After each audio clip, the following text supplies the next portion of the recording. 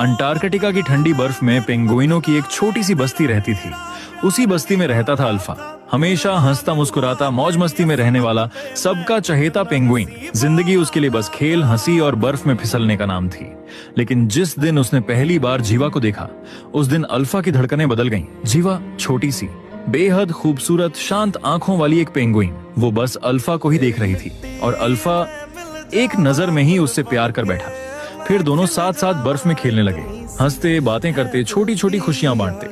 Alpha हर पल यही चाहता था कि जीवा कभी उसे दूर न जाए। एक दिन दोनों रोज की तरह साथ बैठे थे। तभी अल्फा ने जीवा से पूछा, तुम्हारा सबसे बड़ा सपना क्या है? जीवा ने कुछ नहीं कहा, बस सामने दिख रहे बर्फ से ढके ऊंचे पहाड़ों की ओर इशारा किया। अल्फा कुछ समझ नहीं पाया।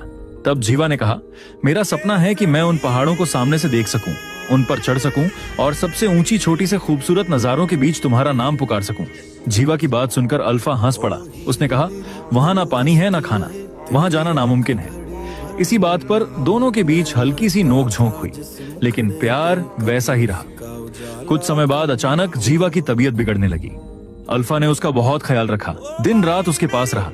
लेकिन देखते ही देखते 1 महीने में जीवा ने अपनी सांसें छोड़ दी। जीवा के जाने से अल्फा पूरी तरह टूट गया। जिसके साथ उसने अपनी पूरी जिंदगी सोची थी, वो अब उसके साथ नहीं थी। कुछ समय बीता। खाने की तलाश में पूरी पेंगुइन बस्ती को वो जगह छोड़नी पड़ी। जब सब जाने लगे, अल्फा वहीं रुक गया। उसने पीछे मुड़कर वहीं ऊंचे बर्फीले पहाड़ देखे और उसे जीवा का सपना याद आ गया। उसी पल अल्फा ने फैसला कर लिया। कोई उसे समझ नहीं पाया, लेकिन अल्फा रुका नहीं। वो आगे बढ़ता गया, चलता गया और आखिरकार उन पहाड़ों की चोटियों तक पहुंच गया।